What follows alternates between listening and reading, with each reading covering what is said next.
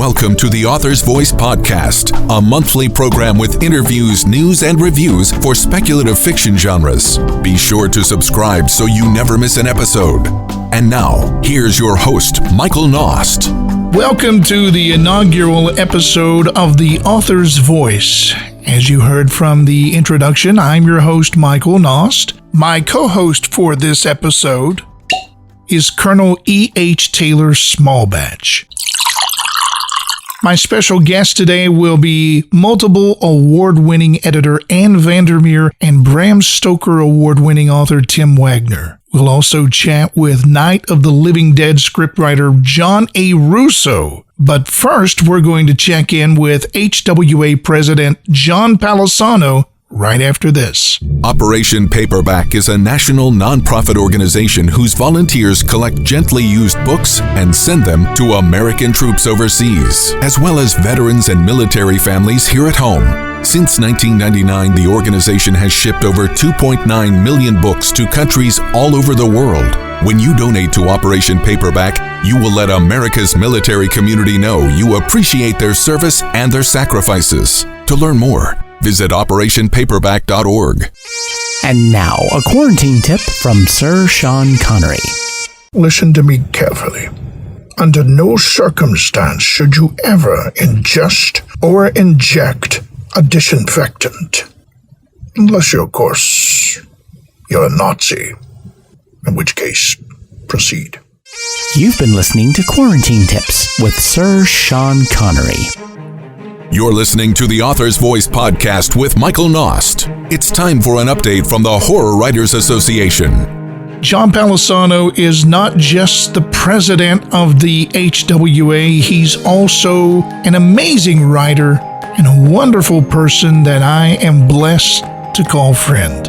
Hey, John, thanks for joining us. Hey, it's amazing to be here. Thank you for having me. Now, let's talk a little bit about the HWA, the Horror Writers Association. What does the HWA actually do for its members, the writers? Well, the HWA does a lot for writers at every level. It used to be a misconception that the HWA is only for amateur writers or people just getting started. And that has changed tremendously over the last decade. We offer all sorts of programs and events for writers at all kinds of levels. For instance, it's easy to know what we could do for somebody just starting out. We have mentorship programs, there's critique groups, opportunities of that nature. But what about that author who's got a couple of books out? What does the HWA offer? Well, there's a lot of opportunities to submit to anthologies, to have your work showcased, and also there's a lot of professional support available through things like our grievance committee and things like that, which is really something I urge everybody to look into. Is the HWA a one-stop shop for every author? Definitely not. But for the right authors, it's a great organization. And the camaraderie is amazing.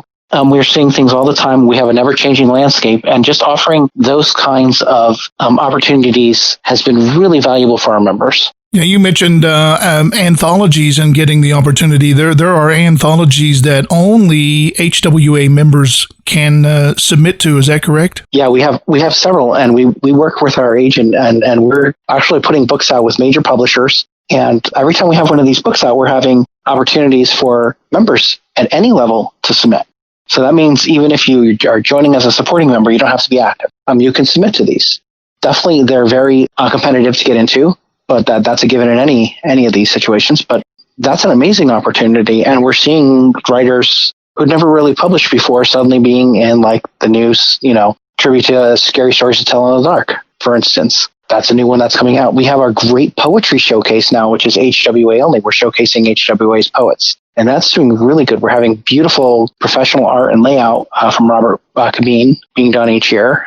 And also, a lot of our members are, believe it or not, appearing in our StokerCon book. Our souvenir books are becoming really lavish and really professional productions. And there's opportunities, and we always try to pair a new writer with a veteran. So, for instance, if somebody's getting a guest of honor, we try to get a new writer to interview them for our souvenir book. That's neat. Yeah, so there's always a lot of opportunities in that regard, too, for actually getting your name out there as a writer and getting published even. Now, you actually talking about, getting paired up with someone who is more of a professional. You can also talk about the mentorship program, which is near and dear to my heart as well. Yes, sir. The mentorship program has grown and adapted into a biannual program where there's 2 different segments a year, and it's shorter and sweeter, but we're hoping more focused and it's less intense for everybody involved. And for those who don't know, I'll backtrack. For those who don't know, the mentorship program allows a new writer to be mentored by a established writer or somebody who's already has some notability and a name in the field. And it's an amazing opportunity, not only for the mentee, but for the mentor. Yeah. Mentoring is one of the biggest gifts we can give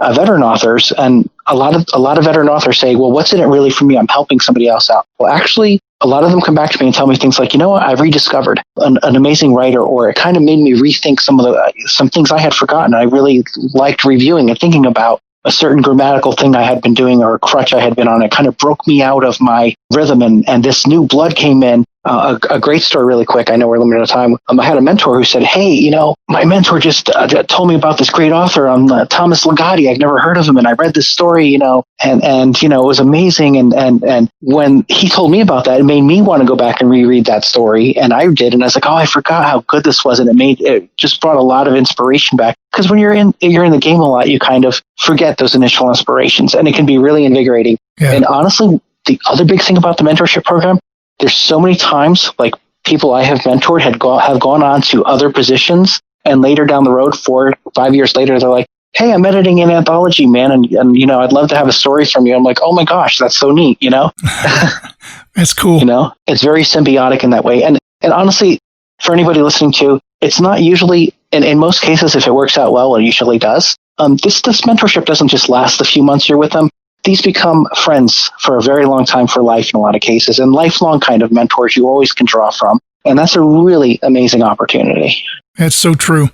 Hey, John, I really appreciate your time and stopping in. We're going to try to get you in every month and hear, an update from the HWA so everyone can stay up to date with what's going on. I look forward to it. And, everybody stay safe out there and keep reading and keep writing. That's right. Thanks again, buddy. You're welcome. I'm really excited to talk with our next guest. We have with us one of the originators of the zombie genre that we see so often today in books and on television, on the big screen. John A. Russo is the screenwriter and co-creator of the original 1968 Night of the Living Dead, one of America's best-known zombie motion pictures, the one that scared the bejeebas out of me when I was just a kid. John, welcome to the program. Well, thank you. Glad to be here. While virtually everyone in America is familiar with the term zombie in today's society, that wasn't always the case. Tell us about your original screenplay and how it led to one of the cult classic horror films that we've seen at one time or another in our lives. Well, George Romero and I were the 2 writers of the group, and once we decided that we didn't have enough money to do a science fiction thing, which I was working on one that involved a saucer landing and so on, then we decided, well, let's just concentrate on horror because we can probably make a lot better horror film than what we're seeing on Chili Billy's late night show. And, they buy a string of cheaply produced movies from Mexico, and sometimes you could see 2x4s hanging out of the monster and so on. Whatever we did, we wanted to make a really good movie. We wanted to make the best movie that we could. It's quite a long story how it all came about, but George and I would bash ideas around, and I said, well, whatever we do ought to start in a cemetery because people find cemeteries scary. Even, Abbott and Costello meet Dracula. They're in a cemetery, and the candles moving all over the coffin, and it's funny, but it's also scary. Yeah. So I started working on a thing where these kids are in a cemetery, and they've stolen a case of beer, and it's Halloween time. One of them is wearing a ghoul mask. Anyway, they get caught, and the one kid gets punished, and he's running away from home with his pack on his back, and crack, he steps through a pane of glass, and under the pane of glass is a rotting corpse. And you don't know why that's there right then, but the idea was that aliens are already here. That way I didn't have to go through the expense of showing a saucer landing or anything. They're already here, and they're killing people and eating them. And they like them to be a little rotted. just like in medieval times when people shot a goose, they'd hang it up to rot for a few days before they cooked it. So that's the idea I was working on. And George went away just before Christmas. He stayed home for a weekend, wrote like mad, and came back with 20 or 30 pages of a story that started in a cemetery and had the brother and his sister. The brother gets smacked against the tombstone and the sister's running away. And I read it and I said, George, this has all the right twists and turns and suspense, but who's chasing this girl? You never say. And he said, I don't know. And I said, well, reading it, I thought they could be dead people. He said, that's good. I said, but what are they after? You don't say that either. And he said, I don't know. And I said, well, why don't we use my flesh-eating idea? So that's how they became dead people after human flesh. And without those ideas, you don't have Night of the Living Dead or any of the stuff that's come after and become a phenomenon. So actually, Night of the Living Dead was a phenomenon from the time it was first released. And then it just spawned all kinds of spin-offs and remakes and sequels and everything else. To this day, it's still going. Were you guys surprised at the cult following that Night of the Living Dead has gained over the years? We weren't so surprised by any of it because we were there for every second of it. It never really stopped. The movie became a hit immediately and moved across the country, and it played in at the Waverly Theater in New York for a year and a half, and it played at the largest theater in Rome for a year or two, and it just kept going. So, and then right away, not just the imitators or the people that were inspired by it, like Sam Raimi did The Evil Dead right after we did Night of the Living Dead. And then George and I did our own sequels and spin-offs like Return of the Living Dead, in my case, in his case, Dawn of the Dead. Then we collaborated on the remake in 1990. It just never stopped. Nothing really surprised us, except sometimes you just think about it, and sometimes it just hits you. Well, we started all this, so. Yeah. And that's true. You guys started the whole thing. It's got to be pretty cool. Yeah, but at the same time, it's gratifying to have done that. And one of the most gratifying things is we inspired other filmmakers and taught them, I was a teacher, and I've written 3 best-selling books on movie making that are considered Bibles of the industry. And a lot of famous filmmakers and a lot of not so famous give me credit for that. When I met Quentin Tarantino at the Land of the Dead premiere, he said in front of everybody that my books guided him through his first complete feature. So that was nice. I use that blurb pretty often in things now. And not just those nonfiction type of books, but I think one of the things that many people probably don't know about you these days is that you spend a lot of your time training new actors and writers and producers in the horror genre through the John Russo movie making program, which is part of a business college in Pennsylvania. Tell us a little bit about that. Yeah, it was, but the school, this business college went out of business, so we haven't put the program anywhere else yet. I'm too busy doing other things, so I'm still pretty active. I've done 30 novels and about 4 nonfiction books, and I'm still getting published and still making movies. So Gary Vincent is going to be with me at the Majestic. Gary was my producer on My Uncle John is a Zombie, which is a horror comedy we made that's in international distribution now, and it's getting good reviews all over the place. I play the Uncle John character. I'm getting good reviews for that, and Gary plays my nephew in the movie, and we're setting up right now to do a remake of my movie Midnight, which was first out in 1982 on a low budget. And now I have a really good script, updating it and rewriting it, and we're casting it now.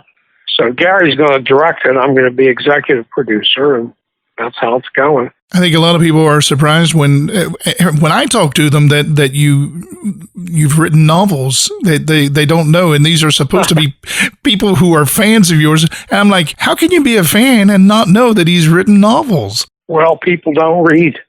Oh, that's true. Unfortunately, a lot of them don't read. They'll sit there and watch a movie. Yeah. But they don't. Yeah. But the books have been, I've sold probably about 4 million books worldwide, and Wow. they do get good reviews, and they've been published in about 20 or 25 different languages. So and I'm still getting published. So That's good.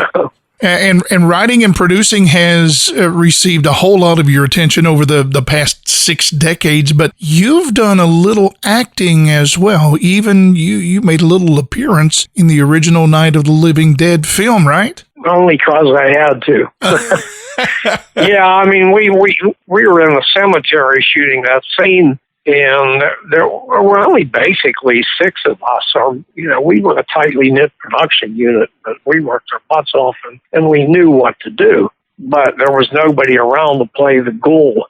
And I got into the makeup, and Carl Hardman helped me with the makeup, and I'm ready to go. And then Bill Heinzman showed up.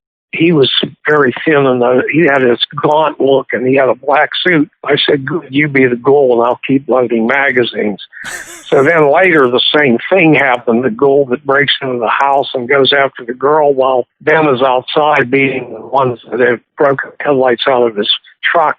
And then while he's doing that, I'm coming in the back door. So again, nobody was around. I get into the makeup again, and I did that part, which, it ended up that Heinzman and I were the 2 featured ghouls in the movie. Of course, Russ Striner was the iconic character Johnny, and when Johnny comes back and drags his sister out of the house, that's another iconic scene. But the movie's full of iconic scenes by now. Yeah, that's for sure. It's just a total phenomenon in the sense that it's been on screens ever since it was made.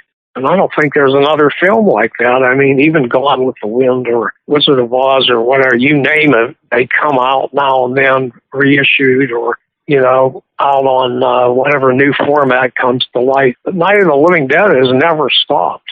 You guys definitely were trailblazers, and you still are. And man, I tell you what, it's been so good talking to you. By the way, you can also stay up to date on everything John is doing when you visit his website, thejohnrusso.com. Or go to michaeljohnisazombie.com. The Blu-rays and DVDs are freshly out, and there's a lot of great products and things that you can buy and get autographed and so on. That's right. And you can get autographed books, posters, all kinds of things. Go take a look and see what you can find and buy it. Because, hey, John is, he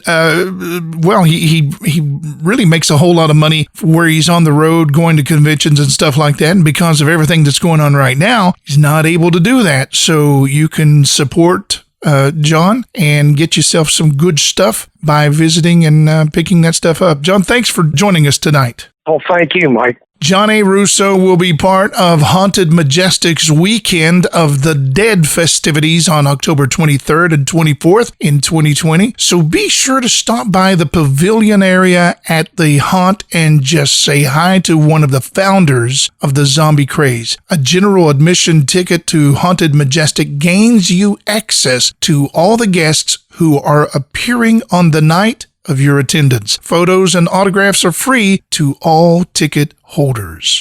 Next month, we'll kick off a book review segment with multiple award winner Gary Bronbeck. I'm really looking forward to that. And by the way, any publisher who would like to have books reviewed on the author's voice can do so by dropping a message via my contact page at michaelknost.com.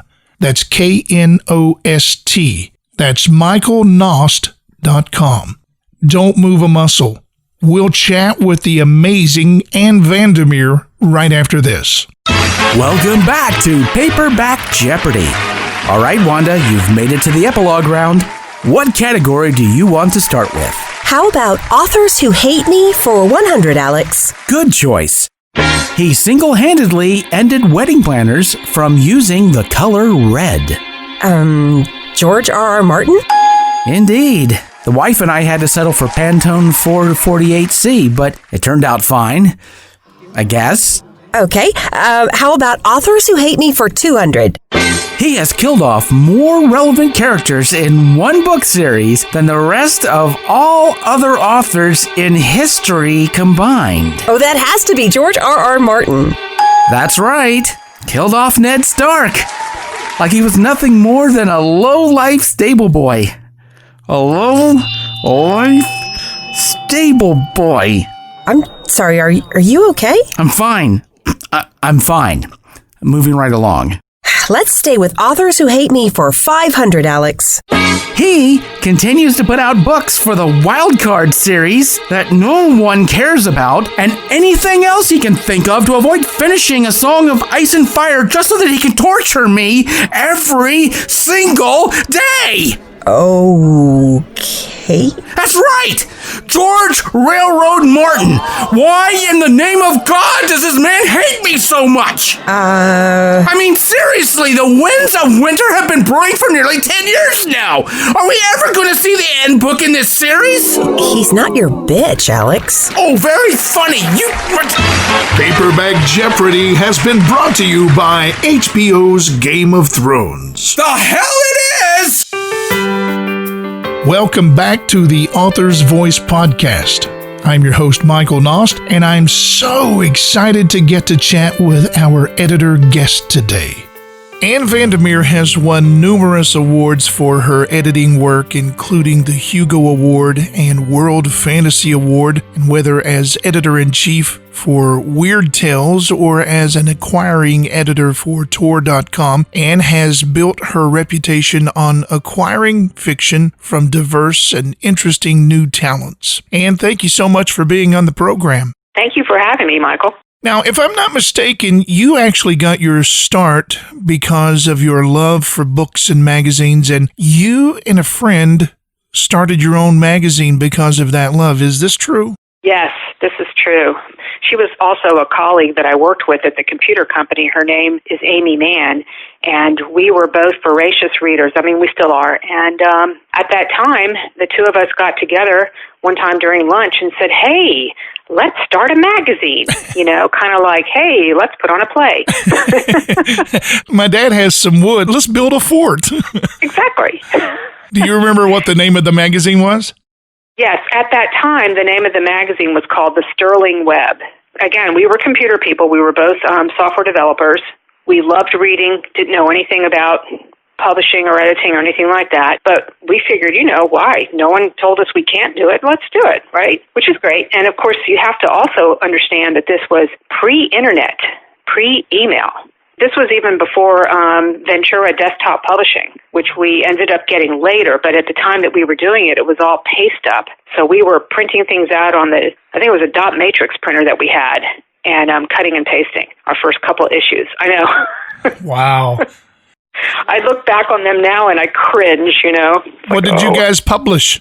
We were publishing short fiction, and at the time that we were publishing, this was back in the late 80s, we were just publishing stuff that we liked. We were looking, at things, and this, again, pre-internet, so everything was coming in the mail, and people were mailing us submissions with SASEs, and we were typing up letters back to them. I mean, I have filing cabinets filled with correspondence from those days because I would keep a copy of everything. We published writers like Yvonne Navarro. She was one of the first writers that I published. As a matter of fact, the story of hers that I published, she ended up turning into a novel, which was amazing. It was one of those things where I read her story and I couldn't stop thinking about it, and I kept dreaming about it. Yeah. And so when I told her about that, I said, you need to make this into something. She turned it into a novel and sold it, and I was very, very happy about that. So those kind of stories are the ones that really stuck with me, the fact that, I reached out to a writer who I believed in, and they were able to do something with those feelings, And that was one of the things that I really wanted to do, and the reason why I even got into this in the first place. It wasn't just so much that I loved reading, but I loved sharing what I loved. And I see myself in my job as an editor as really being a cheerleader for the writers, because I want to champion their work and I want to try and get their work out to as many readers as possible. So that's one of the reasons why I am so thrilled and delighted to be an acquiring editor at Tor.com, because I know that millions of people go to that website and read those stories. So I'm able to champion those stories to a very wide audience. And that's pretty much the requirement for an editor anyway, is to have that sense of wanting to share, wanting to help, wanting to be a cheerleader, and find the best that you can find out there. Absolutely. I think that's what all of us do, whether we say it that way, but I think that's really what we all do. And here's the other thing, Michael. I also see my job as being an opportunity for me to help the writer pull out what's best in their work. Yeah. Because sometimes writers are too close to it, and they're not actually seeing something, and what you have to do is just kind of show them, hey, here's what's amazing about what you're doing, and take a look at this, and here's the heartbeat of your story. You know, sometimes they don't always see that because they're too close. And so I see what I try to do as an editor is I try to be the go-between between the writer and the reader. So when I first read stories, when I first get something in the slush pile or submission or whatever, I sit down and read it purely as a reader, just for my reading enjoyment, and kind of see where it takes me from there. So that's my first read of a story. And if I enjoy it as a reader, then I'll read it again more closely. You know, I'll give myself some space, a few days, a week or whatever, to see if I still have that pleasure and joy of reading that story. Because when I do acquire a story, I know that I'm going to have to live with it for a very long time, and I know I'm going to have to read it a bazillion times, so I better be in love. Right. Can't just be lust, you know what I mean? Can't just be lust. It's got to be love. That's right. Now, in this this first venture that you and your friend took, I bet you learned a whole lot during that plunge. Oh, yes, I learned what an idiot I am and how little I knew. No, but I'll tell you what I also learned, which was great, is I learned that the community of all the other people that were publishing at that time were mostly welcoming and wonderful. At that time, there was a newsletter called Scavenger's Newsletter that was published by Janet Fox. I'm not sure if you're familiar with her, but this was back in the 80s again. Yeah. And she put out this saddle-stapled, photocopied newsletter, and it went out every month, and it was just basically market guidelines, but also letters to the editor and things like that. And, I grabbed hold of that and, just poured over it. And what I did is I started contacting other publishers and editors to get their advice. And I was really surprised and struck by how many of them were so kind after I reached out to them that they were willing to sit down and help me. Because if you think about it, in a sense, I was kind of competition, even though we're not really, But it was all, we're all publishing magazines. So here were these people doing the same thing and doing it quite well. And I was just so happy that they were able to say, hey, give me advice. And I loved it. That is so cool. Yeah, the whole community was fantastic, and I will always appreciate that. You've done a whole lot of work in the industry, and you've teamed up with your husband, Jeff, on many projects and anthologies. Mm-hmm. Your focus has been in speculative fiction for the most part, but you seem to be truly in your element when it comes to weird fiction, fantasy, yes, horror, steampunk. You guys cover so much history in fiction, so many works, and I'm talking about works that are just a delight to discover because of your endeavors. Thank you. And you gotta spend every day, every hour reading and researching. How do you do that? Oh, I wish I could spend every hour, but sometimes I gotta feed the cat and do the laundry. But I tend to lean to the dark side, and sometimes when I'm working on an anthology that's not weird fiction or dark fiction, like when we did the Big Book of Classic Fantasy or also the Big Book of Science Fiction or even steampunk, I had to make sure that I was not relying too heavily on my love of the dark. And make sure that there was a variety of different kinds of stories that weren't just the ones that tickled my dark funny bone. And I was going to say, I know that there are a lot of horror stories in many of the projects that you do, but man, I would love to see, and maybe there is one that I'm unaware of, but I'd love to see you guys put together a horror-specific anthology. That would be so cool. That would feed my dark bones. I appreciate that. You never know. You never know. Right now, I just finished up, and it's coming to press pretty soon in July, the Big Book of Modern Fantasy, which is the companion to the Big Book of Classic Fantasy. Oh, yeah. And I just need to take a break and breathe. I don't blame you a bit. Now, from the anthologies focusing on classics, you and Jeff have covered fiction from so many periods, and you just mentioned another. Which era did you most enjoy personally? Oh gosh, I don't know if I can can do that. One thing that I found very interesting in all of our anthologies, whether it was the weird or classic fantasy or even time travel, I was taking a look at stories that were written over 100 years ago and kind of looking at them through the eyes of a modern reader and saying to myself, oh my God, this story is so impressive and amazing. I can't even believe it got published. You know what I mean? Like really, really controversial stuff and thought-provoking stuff that was being published way back then. You know, we think about, the old classics and things like that as being, boring, whatever. You think about school, how they force you to read, the Scarlet Letter or something like that. But when I'm reading these stories and I'm thinking about the time period these people were writing in, especially when I think about the women and what they were having to deal with and getting their work published, it's like, whoa. And then the thing that I love is when I have a young reader, like someone in their teens or their 20s, reading these stories and coming back to me and saying, oh my God, I had no idea. And then they go in search of those other stories from that time period, maybe from that same writer or maybe from their contemporaries. That's wonderful. Yeah. And I love doing that myself. You discover things and then you start trying to mine it, and you're trying to find more like it. And that's really cool. Yeah, I love doing that. And that was one of the other benefits of doing these large anthologies is that after selecting stories and going through them, we had to do the research on the writers themselves so that we could write the story notes to go along with the stories. And in doing that research, and I'll tell you something, I love research, which is a good thing and a bad thing, because you can go down the rabbit hole. Yes, I've been down that rabbit hole.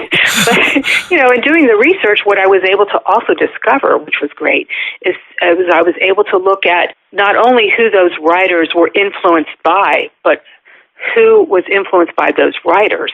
So it just kind of spread out from there, where I was able to say, oh, I love this story so much. This writer was influenced by that writer. Maybe I got to look at that writer too. You know, if you can find, some of the works are really hard to find. And of course, one of the things that I really tried to do is to spread out as widely as we could and try to get stories from other countries that had not yet been translated into English, because that's another thing that I think is important. There's treasure troves of amazing stories out there that were originally published in other languages, and if only we could get our hands on them in English, I think that people would just be truly amazed.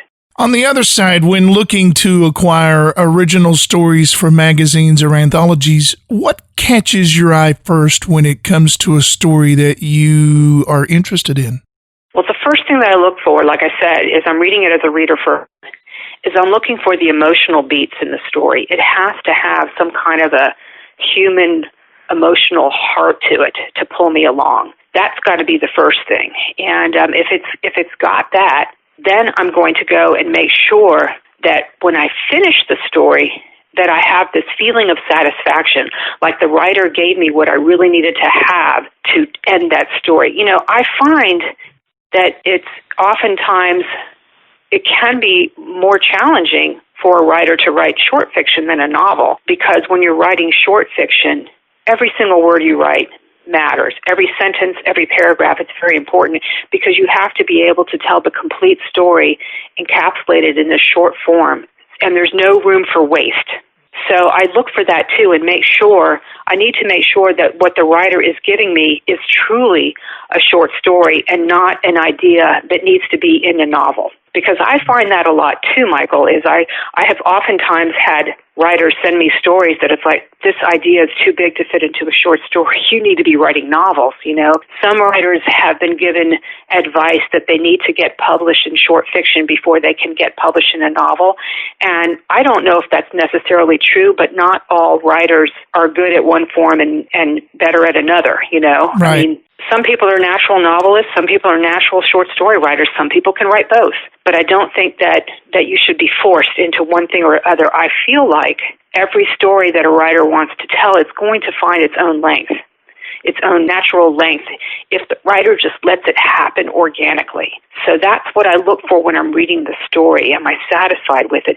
Are they giving me something new? I mean, it could be an old idea, like a vampire story or a zombie story, but are they giving me something new that I haven't seen before? Because, as you said, I have read a bunch of stories, so I've seen pretty much everything. So are you going to give me something new? What is the one thing you wish writers would just stop doing in their stories? Well, I think overall, I wish that writers would not follow trends and instead follow their own passions. You know, if writers are looking at a magazine and they're looking at the stories that a particular magazine publishes and they say, oh, they're publishing these kind of stories, so that's what I will write. And I see that often with young writers, new writers, when they're into it, because they're still trying to find their own voice. But one biggest piece of advice that I would give to writers starting out is that you need to trust your own instincts. You really do. There have been times when I have read somebody's work and I can tell at the point where they lost themselves and then they just scrambled to kind of figure it out. I've done that before where I've actually gone back to the writer saying, hey, what happened over here? Looks like you lost yourself. And you're right. Somebody told me to do this, and that's what I did, you know. So, you know, editors are great, and sometimes we give great advice, but sometimes we don't always know how to fix a story or a novel. We might know that something's not working, but we might not know exactly what to do to fix it. So we might point out saying, you're kind of falling apart over here, and this needs to be tightened up. But to sit there and say, you need to do blah, blah, blah, blah, blah, blah, blah, blah, you know, I don't always know that editors can steer you that specifically. So writers do need to trust their own instincts because at the end of the day, Michael, it's their name on the story, it's their name on the novel. Yeah. It's not the editor, and it's not their friends, and it's not their mom, and it's not, you know. It's not Mom. Wait a minute. Mom always says mine is great. Does she even read them? You know, my mom didn't read anything that I published. Nothing. She probably acts like she reads them, and then, you know, it's going to be great no matter what, just because it's her son, you know. Well, you know what my grandmother did. This was so funny. When I first started publishing the magazine, I would send her copies because, you know, I'm proud of it and everything. And I would send her these magazines, and she wrote me a letter back and say, I read all the stories, but I have no idea what's going on. And I loved that quote so much, I used it in my ads.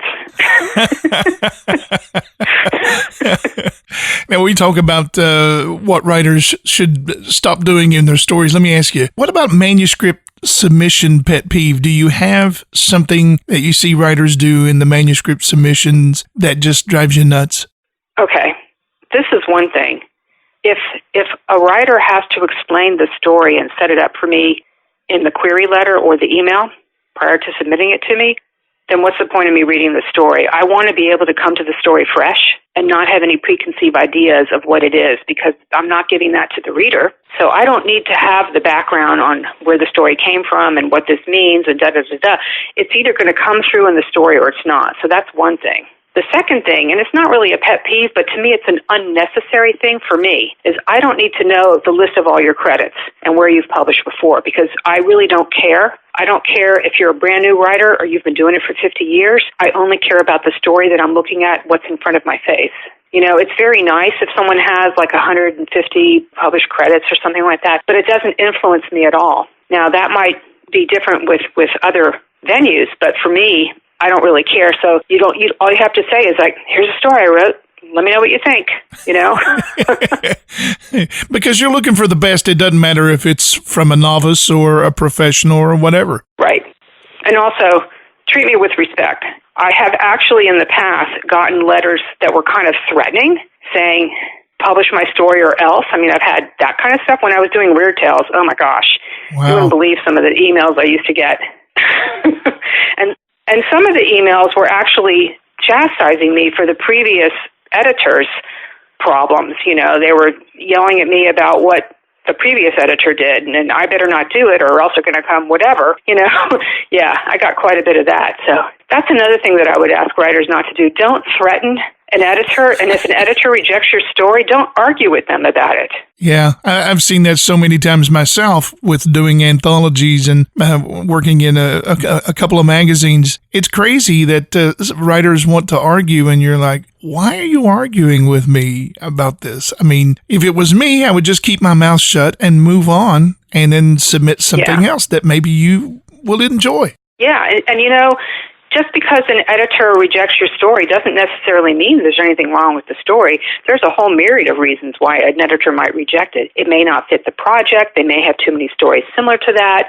or they have an overload, a backlog of whatever. I mean, there are all kinds of reasons. And there have been cases where I was working on multiple projects, like an anthology and then also the magazine, where someone would send a submission to the magazine, and I rejected it for the magazine, but then I published it in an anthology. You know what I'm saying? Yeah. Because it fit better. I mean, I can give you a perfect example. John Chu wrote that Hugo Award-winning story, The Water That Falls on You from Nowhere. Yeah. And he sent it to me originally to Weird Tales. And it didn't really fit as a weird tale. It just didn't fit. You know, it didn't have that weird, uncanny weirdness.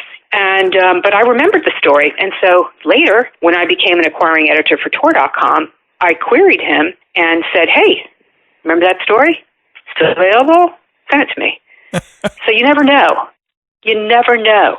And that's why writers need to make sure that they always keep their door open, that they don't burn any bridges with editors, because we do talk to each other. Absolutely.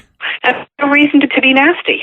Yeah. And it goes the other way too, Michael. There's no reason for an editor to be nasty. That's true. If a writer sends you a story that's just horrible, you don't have to be mean. Right. Just say, sorry, not for me. You don't even have to give a reason, but, you know, you don't have to tear them apart. Yeah. And most editors are not going to do that anyway, though. Most editors don't. They're professionals. The professional ones never do. Right. You and Jeff have, you guys have a really true love for wildlife and preservation. You're big supporters for Friends of St. Mark's Wildlife Refuge there in Florida. How did you all get involved with that organization? Oh, gosh. I don't really know how it first happened, but I do know that Jeff's Southern Reach trilogy is based in St. Mark's, even though he doesn't say it in the books.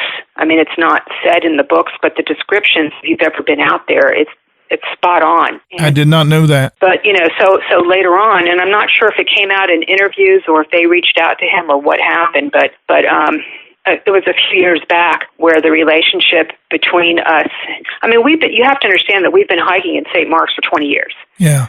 So this is not like a new thing that all of a sudden happened. And also, Tallahassee is amazing. It's one of the most biodiverse places on the planet. I think it's like in the top 10 in the entire world, and maybe the top 4 in the United States for biodiversity, because we have so many different areas of wildlife. Love to go hiking. We hike all the time. And Tallahassee has a plethora of local parks, state parks, national parks, you know, within an hour's drive of us, or even in town.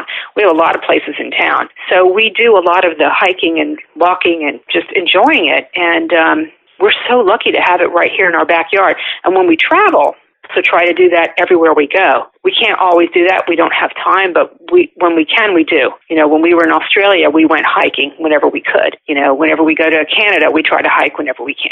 You know, all the different places. But St. Mark's is a place that we have been going to for decades. So it was very clearly obvious to anyone that knows St. Mark's that that's where Area X is. And that's where your heart is and has been for a while. So that does make a lot of sense. Yeah. I mean, you know, I've lived in Tallahassee for 40 years. Yes, I'm old.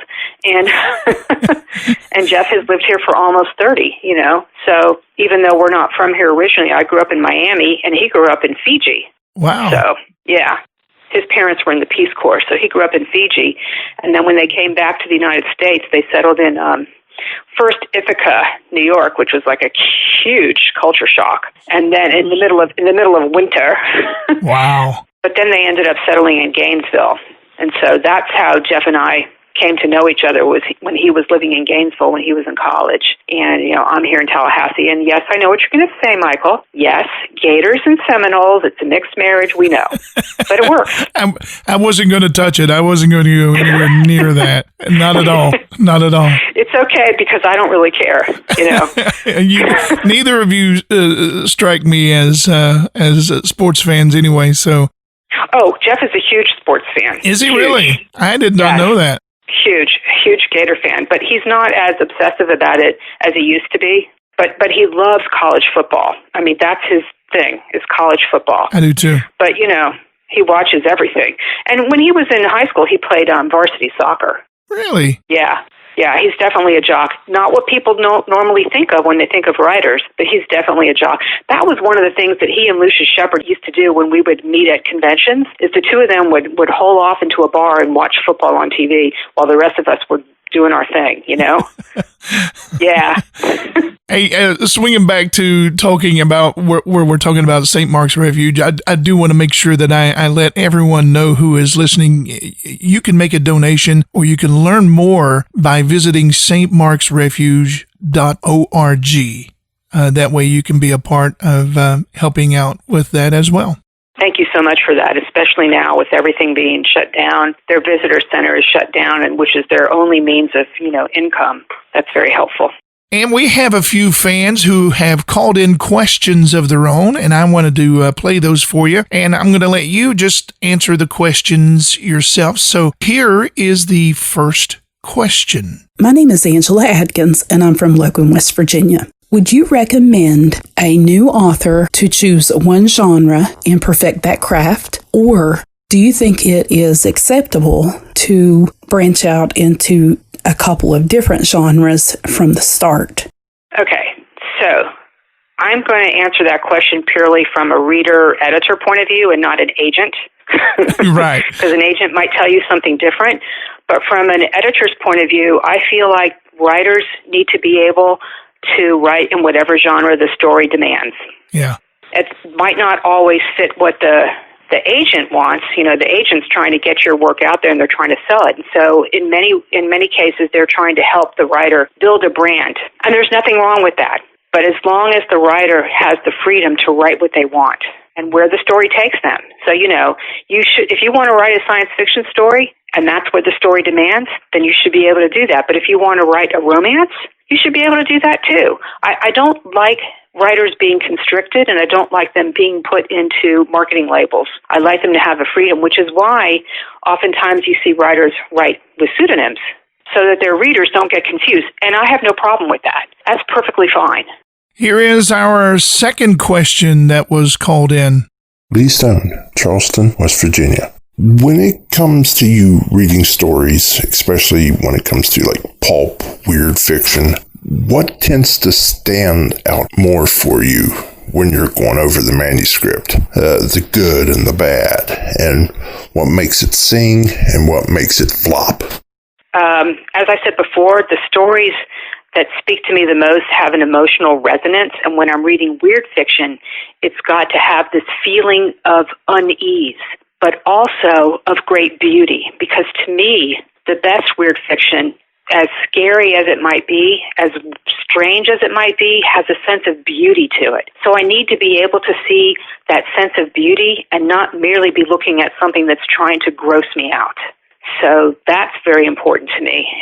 What turns me off is when I see writers trying to follow trends of maybe their favorite writers from the past and try to duplicate what those writers are doing, because I can tell when a writer is just doing a poor imitation of an older writer.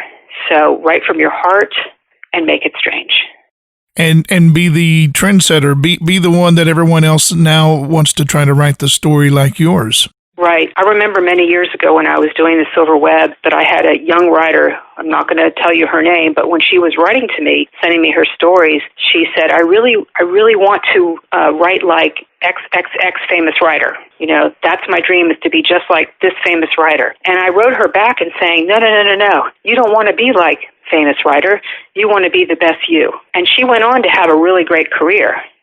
I'm sure it's not because of what I said, but what I'm saying is that it's great to try to emulate the writers that you love when you're starting out, because you're still trying to find your own voice. Mm-hmm. But your goal shouldn't be, I want to be the next Stephen King. Your goal should be, I want to be the next Joe Blow, or whoever. If your name is Joe Blow, of course. Right. If your name is Joe Blow.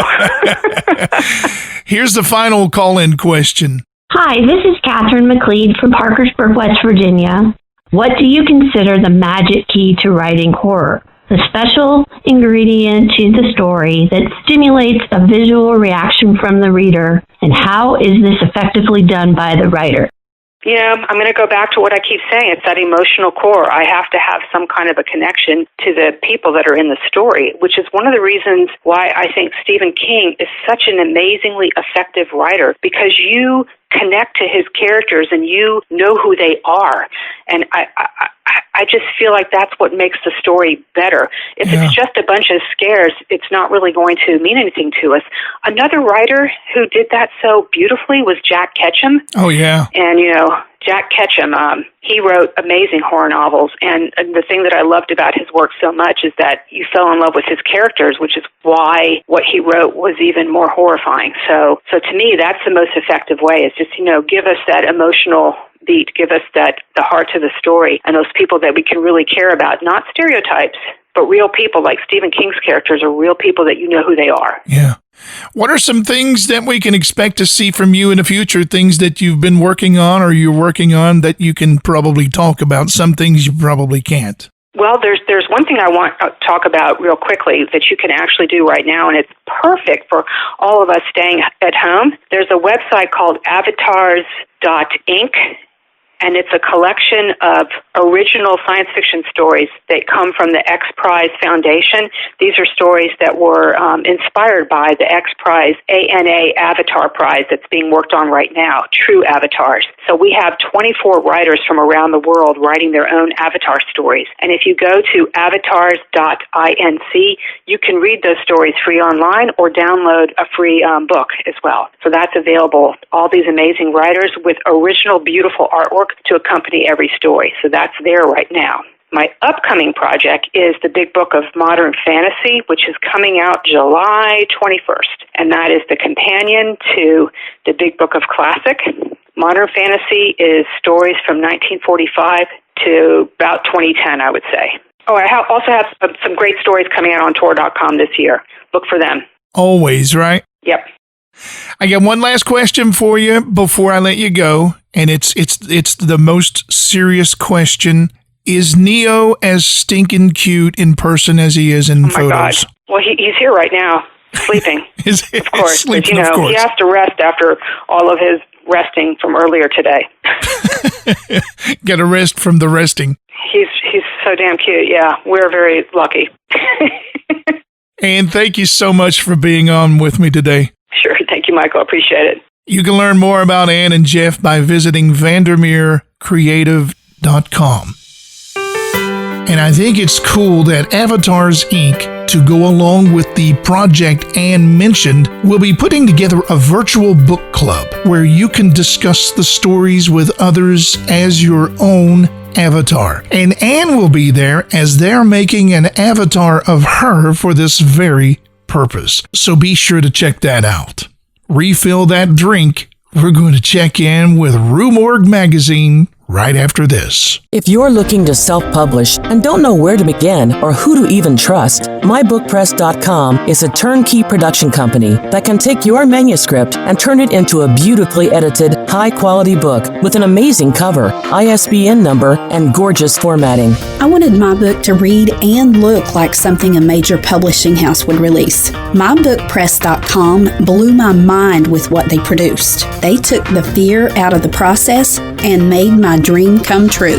Bram Stoker Award-winning editor Michael Knost started the company because he saw so many friends getting ripped off by subpar companies producing subpar books and wanted to give authors a better choice when it comes to high-quality products. Books that don't scream self-published. Our professionals have edited, designed, or created art for New York Times best-selling books, popular magazines, as well as award-winning projects and nonfiction. Visit MyBookPress.com and get a free quote. That's MyBookPress.com. You're listening to the Author's Voice podcast with Michael Knost. Let's check in with the latest from Rue Morgue Magazine. And on the line with me right now from Toronto, Ontario, is contributing editor Monica Kubler. How you doing, Monica? I'm good, thank you. I had a lot of trepidation of trying to say your last name and without bungling it, so if I did, I am so sorry. No, that's A-okay. You did great. Let's talk a little bit about everything going on right now in the latest issue of Rue Morgue Magazine. Okay, well, on newsstands, if there were newsstands right now, which there are not, so if you're a morgue reader, it is super important for you to pop over to rue-morgue.com and either order the current issue or get yourself a subscription because, as everyone knows, with the COVID-19, all the stores are shut, and that makes it really hard on little indie magazines like us who are used to selling quite a number of issues through retailers. So, yes, not only is there some great content in the new issue, but you need to try extra hard this time out not to miss it because it's not as simple as running off to your big box bookstore this time out. But on that issue, or in that issue that's available right now, we've got the new Candyman film on the cover. We also look back at the Candyman from the 1990s, and I myself take a deep dive into the short story that Candyman was based on, Clive Barker's The Forbidden. As well, front forward in the magazine, we talk to Max Brooks about his new novel, Devolution. There's an in-depth piece about the strange history of the 1910 Edison Frankenstein. And we celebrate 50 years of Black Sabbath as well. And in the book section for that issue, because that's what I am, I'm a book nerd, I talk to Daniel Kraus about the posthumous collaboration he did with George A. Romero on the very epic hulking novel, The Living Dead. I also talk to Rue Morgue contributor and middle grade horror author Jeff Spearglass about his Tales from the Fringes of Fear anthology. And then, I don't know whether stores will be open or not for our summer issue, but we are planning something a little special, given that we've all had many months in lockdown now. And we are doing a plague special issue, if you will, which is a little cheeky and a little on the nose. But, of course, a lot of horror, and I mean, the whole zombie subgenre, if you think about it, is, based on viruses and outbreaks and all sorts of things. So it's timely, and there's some interesting stuff coming out in that world, too, including things we're covering from forward in that issue, which are Paul Tremblay's new novel, Survivor Song, which definitely has a virus plotline to it. Also, Yon Sang-ho's Peninsula, which is the follow-up to Train to Busan. We're looking at some Sam Sherman productions as well. And in the book section for this one, I have put together a pandemic reading list. We're talking to Josh Mallerman about Mallory and what it's like releasing a book in the midst of COVID-19. So both those issues have a ton of good stuff in them. It might be a little harder than usual to find them or to get them, but we're all smart people and we all have the internet. So surf on over to rue-morgue.com and we'll set you up. All right. Monica, thank you so much for getting us up to date on everything that we can expect to see in the latest issue and upcoming issue of Rue Morgue magazine. You're welcome. We're going to be talking with the talented Tim Waggoner in just a few minutes, but up next, Bram Stoker Award winner Linda Addison will honor us with some wonderful poetry, and you don't want to miss it. The Appalachian Prison Book Project is a nonprofit organization that sends free books to people imprisoned in 6 Appalachian states: West Virginia, Tennessee, Kentucky, Ohio, and Maryland. They host book clubs inside prisons of those regions mentioned and are a leading effort nationally to bring 4-credit college courses into the prison system. Your gift of time, money, or books makes the Appalachian Prison Book Project's work possible. To learn more, visit AppalachianPrisonBookProject.org. Would you like more coffee, sir? No, thank you, but let me say the meal was amazing. Wonderful. I'll just leave the bill right here. No rush. Oh, I'm sorry. I should have told you. I'm going to leave a review on my website, so I won't be needing a bill. Oh, really? Then how do you plan to pay? Like I said, I'm leaving a review. It will mean tremendous exposure for your restaurant. Let me get this straight. You want to pay with exposure? That's right. Oh, I forgot to mention, I also plan on giving you a dozen print copies of my review so you can hand them out to potential customers. You're going to get a ton of exposure. Well, thank God. My rent just happens to be 900 exposures a month. You're listening to the Author's Voice podcast with Michael Knost, and it's time to sit back, relax, and enjoy some poetry. Mermaid in the Bronx by Linda D. Addison. Walking along Kingsbridge Road to the bus stop, she wondered at the shadowed life dragging behind. Even the roar of cars and buses couldn't hide the soft murmur of ocean waves calling. Her feet bled in shoes that never fit, even when he took her to the best shoemakers. Sitting on the express bus to Manhattan, she hungered to be surrounded by smooth, fresh water, even though the lungs she now used would disagree. Eyes closed, the motion of wheels against road reminded her of floating after a strong tail kick. If only she could remember the words to free her of this unreality. Designing clothes in an office on 36th Street, she drifted into smooth, swirling lines, sharp fin-like spikes, always wanting colors to be blue, green, pink, purple, touched with sparkles of light. Others laughed at her consistency, even when it always sold, whispering to the hidden memories of first waters that all humans carry deep inside. Leaving work early, she takes the subway to the tip of the island, sits in the park watching the river waves roll out to the ocean. She wants to dive in, go back to her first home. Will the memories return like dreams? Her tail, her gills? Or will she drown as the doctors have warned her? Stepping to the iron fence, she stares into the gray water, wondering of the wet dreams, the man and his love. Even the pills cannot hide the wet green world shimmering in her sleep. Standing at the edge, eyes closed, how easy to let go. Return to the quiet water. Home is where the heart is. Her heart lost. She floats unanchored, tired of the words, the pills, hungry for the piece of water. When would she have the courage to return home?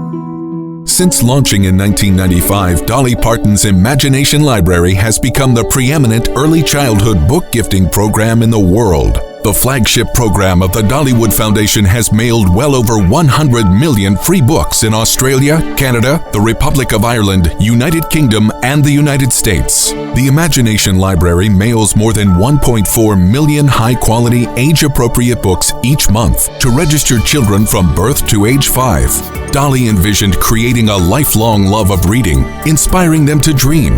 The impact of the program has been widely researched, and results suggest positive increases in key early childhood literacy metrics. Penguin Random House is the exclusive publisher for Dolly Parton's Imagination Library. For more information about how you can get involved, visit imaginationlibrary.com. If you're looking to self-publish and don't know where to begin or who to even trust, MyBookPress.com is a turnkey production company that can take your manuscript and turn it into a beautifully edited, high-quality book with an amazing cover, ISBN number, and gorgeous formatting. I wanted my book to read and look like something a major publishing house would release. MyBookPress.com blew my mind with what they produced. They took the fear out of the process and made my dream come true. Bram Stoker Award-winning editor Michael Knost started the company because he saw so many friends getting ripped off by subpar companies producing subpar books and wanted to give authors a better choice when it comes to high-quality products. Books that don't scream self-published. Our professionals have edited, designed, or created art for New York Times best-selling books, popular magazines, as well as award-winning projects and nonfiction. Visit mybookpress.com and get a free quote. That's mybookpress.com. You're listening to the Author's Voice podcast with Michael Knost. It's time for a pro tip from Allen Media Strategies Director Burke Allen. So you'd like to get more attention for your book. Wouldn't every author love to see it featured on TV, on the radio, maybe written about in a newspaper or online? Well, it all starts with crafting the perfect media message. And that starts with message development. What is the most important message you have to say about your book? And can you make news with that message? How do you make news? Well, find out what people are talking about. Log on to Google News, for example, and type in key search words that tie in with your book.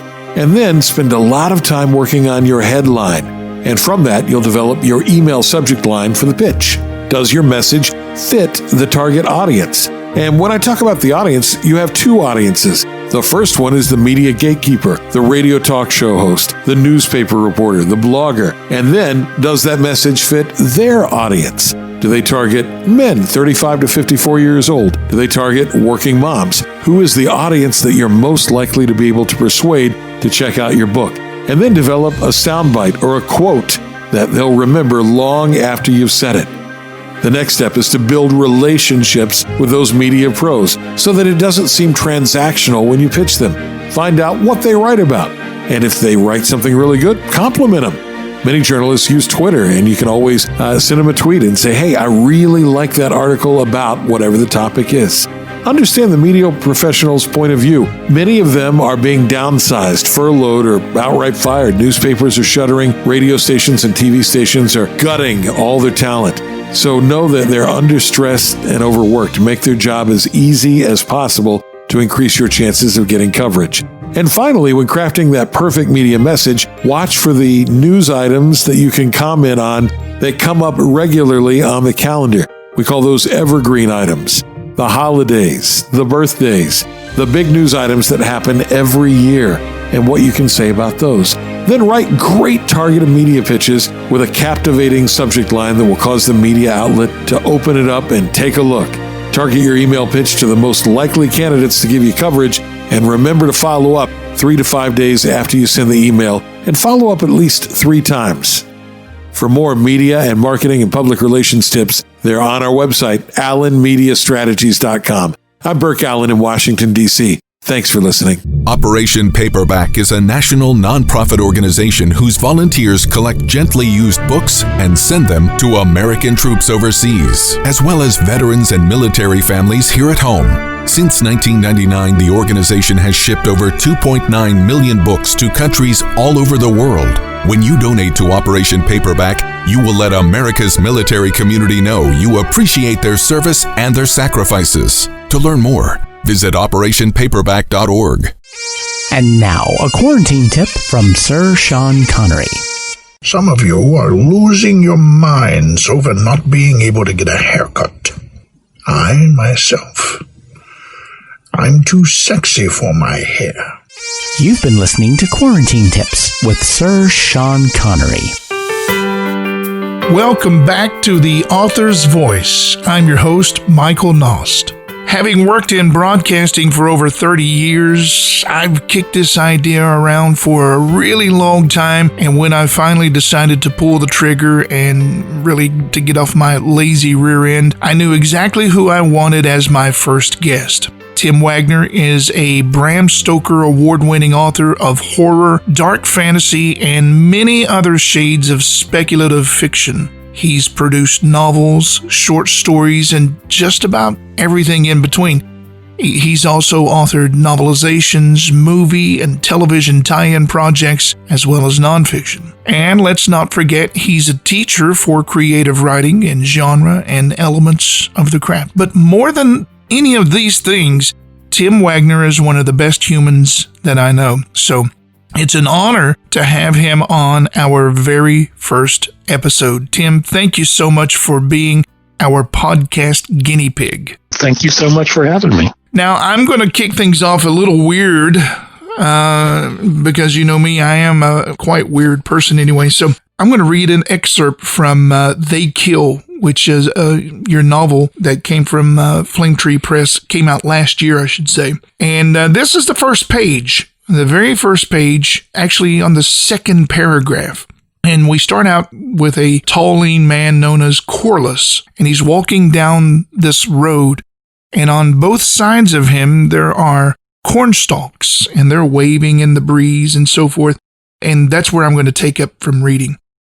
The corn was almost ready to harvest, another few weeks. He walked up to the wood and wire fence on his right, reached out, wrapped his fingers around a stalk he selected at random. He concentrated for a moment, then removed his hand, returned to the road, and continued walking. Now whoever ate the corn from that particular plant would respond in one of two ways, depending on their temperament. They'd either fall into a deep, dark depression and kill themselves, or they would become consumed with homicidal fury and kill whoever was in their immediate vicinity at the time. Corliss smiled. It was the little things that made his work worthwhile. Tim, where did the character Corliss come from? One of the things I wanted to do with that book was to show where some of the kind of bizarre villains in some of my fiction comes from. And I thought, wouldn't it be kind of cool to do sort of an story for them? So I was trying to think of, what would be like the ultimate kind of villain for my kind of stories. So he's kind of a distillation in a lot of ways of different characters I've written about over the years. I'll never forget the first time I read your work. It was in issue number 52 of Cemetery Dance. You contributed a story called Home Security. Now, you got so many kids, you probably don't remember that child, but that was my first introduction to your work, and I've been a huge fan ever since. About how many short stories do you think that you've penned? But now around 150, probably.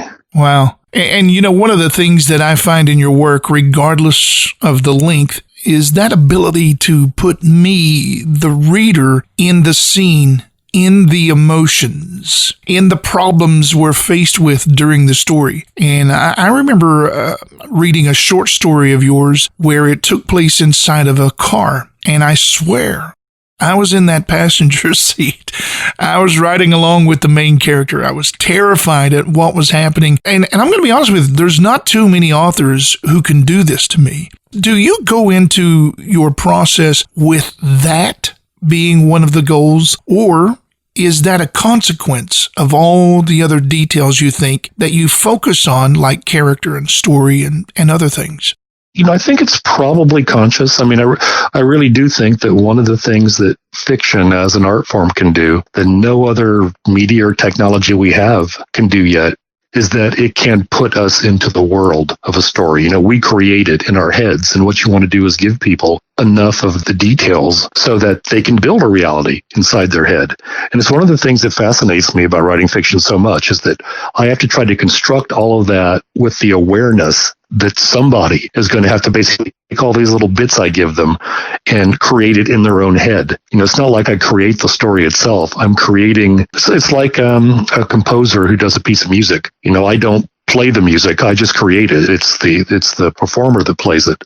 And so there's there's all these layers you have to think about when you create this. And I find that so fascinating. But yeah, I'm so glad to hear you say that, because that's my goal, is that kind of immersive experience. It's a collaboration, right? Yes, all art is, because nobody perceives it. It's just you. So, all art happens inside the perceiver. So you really have to have I think the best artists have a real strong awareness of just a perceiver, whoever it may be. Even it's just, I've read somewhere that, I don't do this, but I read somewhere that writers always have somebody in mind, like a specific person when they write a story. And I don't do that, but I am super aware of, almost like there's a reader over my shoulder the entire time, kind of telling me this sentence will work, this sentence won't work. And collaboration is important, and which brings me to another thing too, is you and we're working on a short story together, collaborating. Mm-hmm. And when we decided to do this, you sent me a file that you have that it's an enormous list of ideas that you were willing to share. And apparently you'd had this list for a long time, and you keep adding to it. Tell the listeners what the list is and how things are added. Yeah, one of the things I do is that for years, anytime I see something kind of odd or something odd happens, and it doesn't have to be particularly scary, just kind of out of the ordinary, or this strikes me as interesting, I'll write it down somewhere because otherwise I'll forget it. Like a few minutes ago, an hour ago, there was a little dog. I'm not sure what breed it was, but it was just running around outside our bay window, and one of the neighbors was trying to catch it, like put a blanket over it. And the dog was, ran down the road. I'm like, how do you not know how to catch a dog? I grabbed dog treats and I was going out the door to try to entice it, but it was gone. And so that's just like a little out of the ordinary thing that I don't know how or if it could ever become fodder for a story, but I would write it down on my idea list. And then sometimes I might write down like a phrase that pops to mind, or if I misspell something, and I'll say, that looks pretty cool. That looks like it could be a word. I'll put that down. And then when I'm looking for ideas, either for a book or for short stories, I'll often pick like several of these and put them together in different ways. Often for a short story, 3 of them work pretty good. For a novel, it's usually more than that, but to create a short story, 2 or 3. And they may, it's like kind of random association in some ways, where I might take the dog and then, I don't know, since, we're all under quarantine, I might make it so not that it's quarantine, but that people cannot literally go outside the house for some reason. And so you get this dog if you can't go out to get it. And then I might add one more thing. I have no idea what. And those 3 things together will make a story. Usually the third thing I'd add would be something in the character, like something to give the story an emotional core beyond just the idea. So let me ask you this. Are you a plotter or a seat of the pants type of writer, or maybe even a hybrid pants wearing plotter of some sort?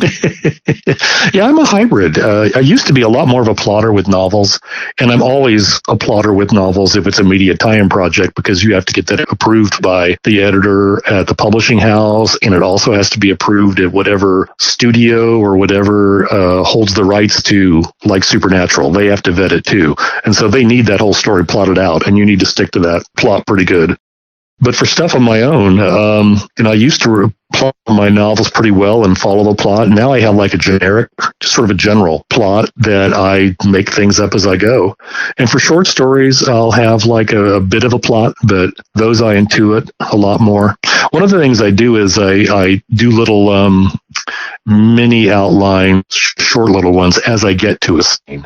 Like I write down 3 or 4 or 5 things I want to have happen in a scene right before I write it. So I sort of have like a big vague outline, and then I have smaller, more specific outlines as I actually get to the scene. So yeah, I guess they're saying that I'm like a sort of a half pantsless. I'm wearing shorts, I guess, or something. I don't know when I'm working on books, but that seems to work pretty well. And different projects sometimes seem to be a little more structured and a little less when I approach them. It's hard to say.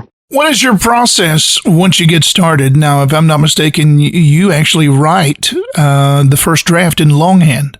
Yeah, not since quarantine. Yeah. Because I used to go out and sit at Starbucks and write by hand. And a lot of that was because I didn't have a home office, and I do now. But for a lot of years, I didn't.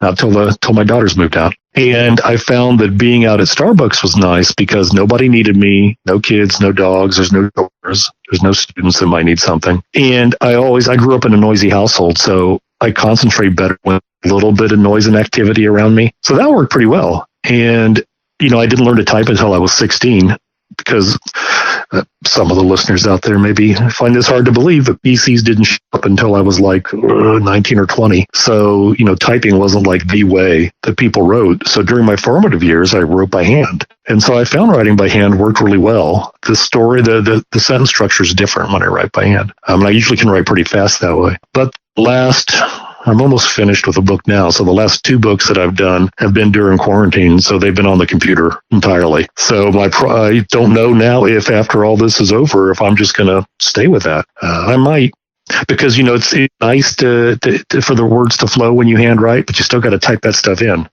Yeah. So that part can be bad.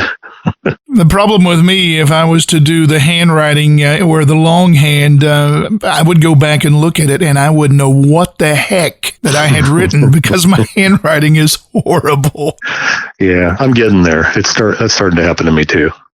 Now, we talked a little bit about They Kill earlier. That's what I read from the Flame Tree Press novel. And that came out last year. Where did that story come from? Where did it come from, the idea that you wanted to do something with the character, like you were talking about where the character came from? Yeah, so part of it was like one of those things where several different ideas kind of came together. So for a long time, I had thought it would be cool to do kind of my version of the Monster family, which you see like in the sitcoms, it was the Munsters and the Addams Family. But in movies, it's things like The Klan and the Texas Chainsaw Massacre and, other films like that. And I thought, well, that'd be kind of cool. Yeah. And then I was thinking, my editor, Don Doria, has, he suggests that it's not a bad idea to look at horror tropes that I haven't explored.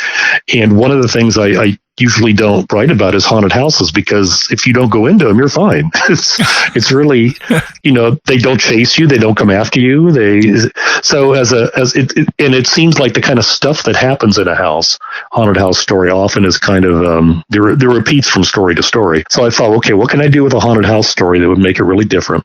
I'd had an idea years before that of a house that was infinite on the inside. And so I thought, well, maybe I could use that. And then I had, I was thinking about my new novel, The Forever House. I wasn't thinking about They Kill. I was going to say, that's what it sounded like. You're too polite to correct me. You're like, okay, just let him ramble on for a while. Well, it's okay. Go ahead, because that was going to be my next question. I can go back and finish up They Kill real quick. The other thing was that I loved the monster rally type movies that I grew up with as a kid, like House of Frankenstein and House of Dracula, where different monsters I found, as a kid, I found out they existed in the same world and could interact. I thought, wouldn't it be kind of cool to make a novel that is basically kind of like a sequel to movies that didn't exist? So all these monsters would be together and They Kill. So it came from the idea of having, an origin story for what I call the multitude, these kind of dark figures that cause chaos and reality all over the place. And then also having a monster rally of my own. Yeah, and I pulled those monsters from the different idea lists that you were talking about, too. I'd already had all those things written down as separate ideas, and I just pulled them together. Yeah, that's what I was going to ask too, because I kind of figured that's probably the direction that you were going in. And by the way, it wasn't that you got confused. It's you're like a parent that has so many children, and whenever you're scolding them, you start naming. You got one that you're scolding, and you're going down the list of names: Frankie, that's Bobby, true. Joey, Tim. Yeah, and the one you want is always the last one. Exactly. Yeah. Yeah, and I'll go through like the wife, the kids, the dog, and then I'll get to the person, like the kid I'm talking to. And the older that I get, the worse that gets too. Yeah. So, yep. When did you know that you wanted to be a writer? Well, I was making up stories all my life, whether I was drawing them or writing them down or kind of creating scenarios for us to play on the playground, friends and myself, or playing alone with army men and action figures and whatever. But I was, I think, 16 years old, and I read an interview with Stephen King. It was right after he finished The Shining, I think. So he was starting to get famous, but not super famous yet. And I just read this article, and after I finished it, it was the first time I realized that being a writer was something somebody could choose to do or choose to pursue. It just never occurred to me. I read plenty of books, but I don't know why. Maybe because I didn't know any writers personally. And so, I thought about it, and I went from my bedroom and into the family room and told my mom that, kind of shyly, I said, I think I'd like to be a writer. And she said, I think you'd probably be a good one. That sort of encouragement just meant a lot to me. And my parents were always very encouraging. Yeah, you had mentioned encouragement even from your father with, I remember a story about a magazine that he brought home one time. Yeah, he brought a copy of Writer's Digest home from me. He stopped off after work at a bookstore downtown and, just picked it up. He said, I saw this and I thought you might be interested in it. He just gave it to me. I was sitting on the porch and he just gave it to me and went inside. And I sat there and I read that magazine cover to cover, every single article about anything. And I was just absolutely fascinated that such a magazine would exist. But he was always very good. I mean, he would be like, you want to get a job that can pay you while you're writing, but he's a blue collar guy and everything, very practical, but he read a ton. And, I first started reading a lot because I would just pick up whatever books he finished. And so he was always very supportive of my writing. That's wonderful. And that's what we need to be as parents. It's something that I try to do. I don't try to push my daughter into anything in particular, but I do want to be able to try to support her, whatever it is that she chooses to whatever road that she decides to get on.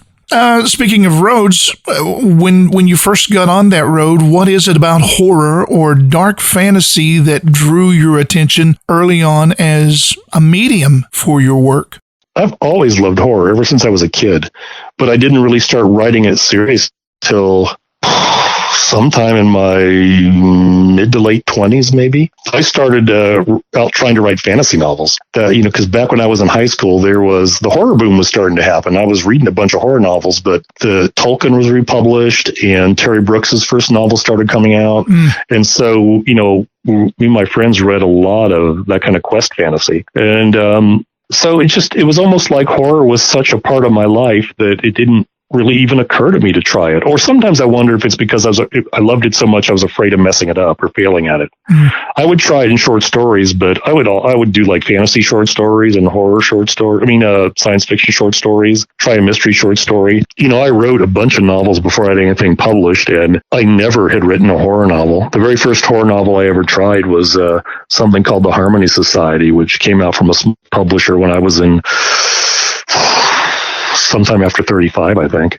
All before that, in the books I tried fantasies or mysteries or all kinds of things that didn't get published. They're trunk novels at this point. But there's something about horror that's always drawn me. It's one of the things I like about it is like the shadows are like a blank canvas. You don't know what's in there, and there's all kinds of room for your imagination. And also I notice all kinds of weird things.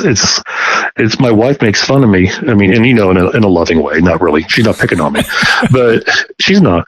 But I will, if I go somewhere, I'm like Rain Man in that I would instantly see whatever deviation is in front of me. Yeah. So you could have like a million squares in a pattern that would all be perfectly symmetrical, and I'll find the one that's slightly off in this pattern, and I will see it. I will see it instantly. And he just knows that I do that. If somebody will bring up an idea, I will instantly find the flaw in it that will get everybody killed if they're not careful, whatever it is. And it can be a little trying to live with me, I think, sometimes, just because everybody's like, oh, let's do this. And I'm like, well, we could, but first we have to think of this. So I think that, those two things together, the fact that, I do see those kind of deviations really quickly, and the fact that my imagination kind of takes that kind of dark turn a lot of times. I do think that horror is really cool because it allows people to wrestle. Other art does this too, other genres do this too, but it really allows you to wrestle with a lot of the darker, harder things that of existence, pain and cruelty, death and disease, and all kinds of stuff that it gives us a safer, like a distancing lens to look at it through, to explore those feelings. You mentioned Stephen King earlier. Mm-hmm. Now, who were some of the influences that you read? Well, King was a huge one. Early on when I was in high school, Piers Anthony's fantasy novels were. If you've ever read Piers Anthony's fantasy novels, especially his Xanth series, it's just like a maniac creativity all over the place. Yeah.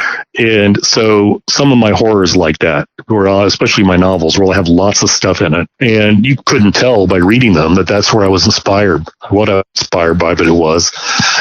Comic books, especially Marvel comics. One of the things, when I first got into comics when I was in junior high, and as much I liked all comics, but one of the things I loved about Marvel was how they delved into the characters. Yeah. And that really influenced me. Plus, the other thing that was really cool is that, you have a Spider-Man comic, and he'd have different types of adventures over the course of a year.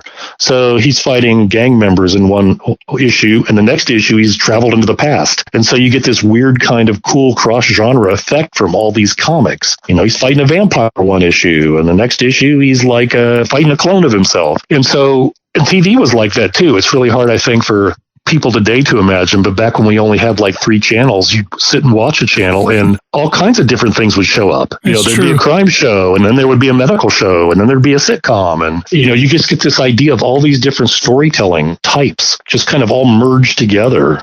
And so that was a big influence on me in terms of I think of what I write as horror and dark fantasy, but a lot of times I'll have like weird scientific kind of science fiction sort of ideas at the core of it that I interpret in kind of a supernatural way. But to me, it's all just like this great big giant stew. Clive Barker was a big revelation when his Books of Blood came out, people who today love horror, I don't think they can understand just what that was like when people were just reading those short stories and it was just like a bomb had gone off in horror. Yeah. And then the same with the splatterpunks when they were doing their thing. But then I discovered like Ramsey Campbell and Charles L. Grant, people like Dennis Etchison. And as the years have gone by, I mean, there's so many people who've not only do I love their work, but I've gotten to know them. People like Tom Monteleone and F. Paul Wilson. You mentioned Tom, and I just want to say, every time that I talk to Tom, and Tom has been like a mentor to me over the years, and every time that I would bring your name up, he would always say, and I know that you've heard him say it, he always have said that you were the best of your generation of writers in the field. Yeah, that's very sweet of him to say. This is something my wife gets after me about. I don't know if it's like a Midwestern thing or what, but it's just I have a really hard time hearing anything positive about myself. And then I have a hard time like acknowledging it. Like it's like, yeah, somebody said that, but I feel so ambivalent about, it's like, yeah, you don't want to say, hell yeah, I'm the best of my generation. I just can't bring myself to do that. And then, that's been a normal thing for years. But then like a few months ago, I realized that in a lot of ways, it's kind of sad that I can't fully appreciate. I'm trying a lot harder to fully appreciate that, regardless of how I may feel about myself and my work, to just, appreciate the fact that other people feel this way. Because if you immediately say, oh, no, I'm not, you're not respecting their point of view. It's like you're saying what you are telling me isn't true. Yeah. Anytime Tom says that, or, I've seen it in print before, I'm like, okay, just accept it. Tom believes this. Tom's a great guy. Tom knows what he's doing. He knows what he's talking about. Okay. And I agree with him. So there. Thank you. Well, my wife helps a lot too. She's like, you're too hard on yourself. One of the amazing things about the horror writing community that I have found, it's populated with successful authors who are more than willing to help up and coming writers in any way possible. And one of the things I love to bring up is you talked about Tom Monteleone, who is like my godfather, so to speak, in the literature form. Who are some of the folks who were there for you?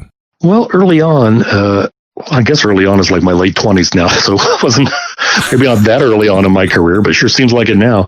I was lucky enough to get into a writer's group that had the fantasy author Dennis McKiernan and the science fiction author Lois McMaster-Buzold was in it for a while. And being able to be in a writer's group of professional writers was amazing. And both of them were so kind and so generous.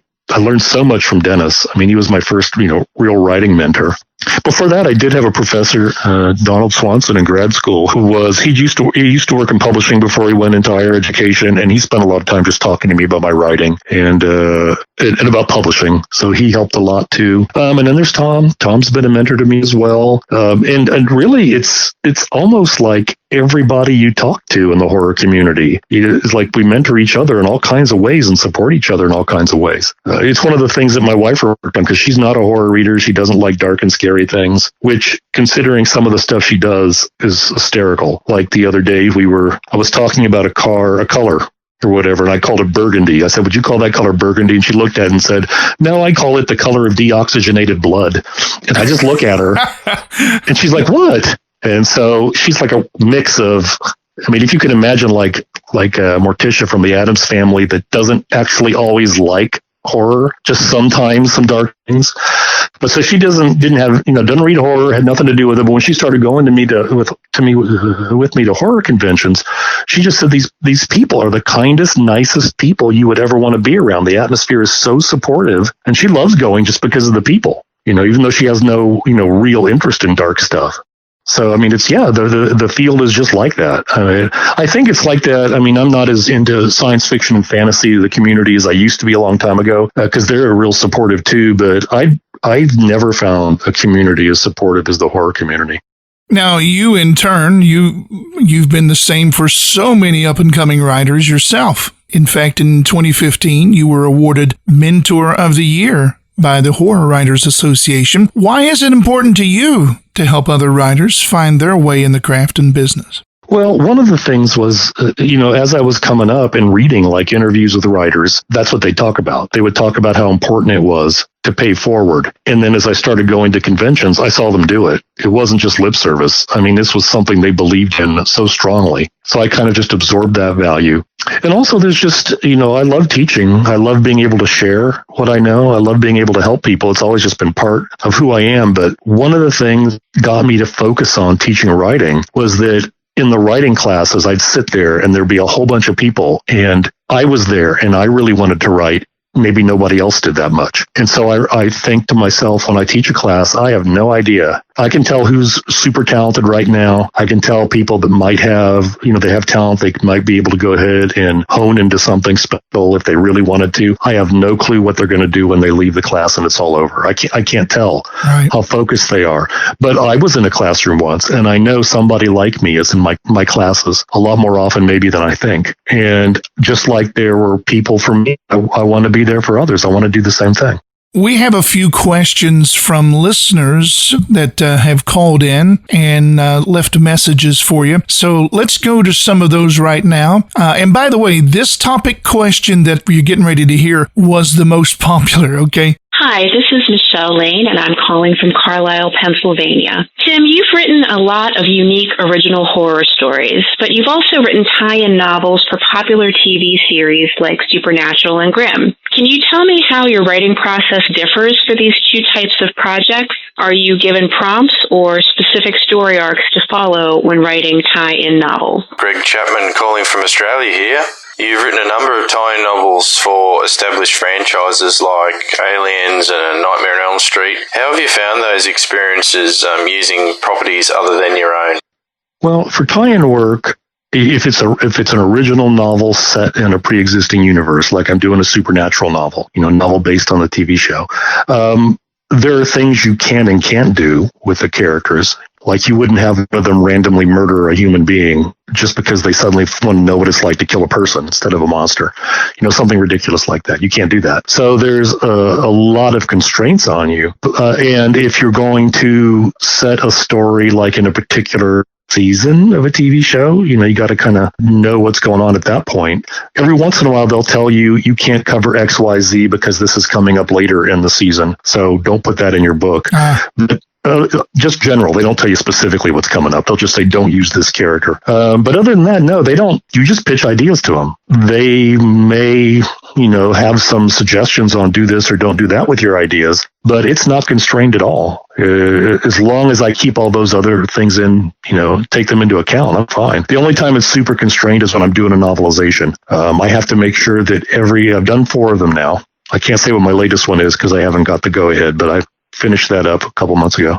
I have to make sure every bit of dialogue is in. I don't know why studios worry about that, but every bit of dialogue, everything that's in the script needs to be in there. You can add stuff, but they don't want you to change anything that may be in there. And the only time I've done it in the past is when it's scientifically incorrect. Like I did one where they talk about a satellite orbiting, I forget what it was, 5 miles above the Earth or something, and I had to look up to see, can a satellite be that low? And it's like, nope.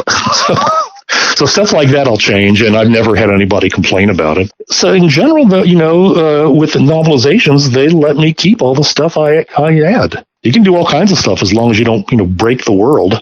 Same way as if you were doing an original story like Supernatural. So for novelizations, the first thing I do is when I get the script is I read it. And as I read it, I'm thinking about areas I could expand on if I need to add things, could I go into more detail about this, do backstory about that. Then when it's time to sit down, I type up all the dialogue. That's all I do because I know it has to go in. So I type all that up and I see how many words I've got. And usually from a movie script, it's about 12,000 word dialogue for the 4 I've done, some a little more, some a little less, but that's about how much is there. For movies that have a certain amount of action in them. Then I go through and I start describing stuff and adding in characters' thoughts. And some of the stuff I'll try to do is I'll try to take the images and the language from the script because I look at those things as a collaboration with those authors and I want to get their voices in there and try to blend it with mine if I can. And then I come up with original scenes that I could put in and try to explain some stuff or just for fun. And usually that stuff's just fine. When it comes to the original stuff, I treat it the same way as I do any other. As long as I pay attention to the constraints in terms of like the series premise or whatever the character's premise, I just write it like any other book. There's a higher degree of editorial collaboration sometimes. I did a book with Alien, and my editor Steve Saffel and I, and the people at Fox who own the rights to Alien, we kicked around a lot of ideas, and that was the most editorial collaboration I've ever had.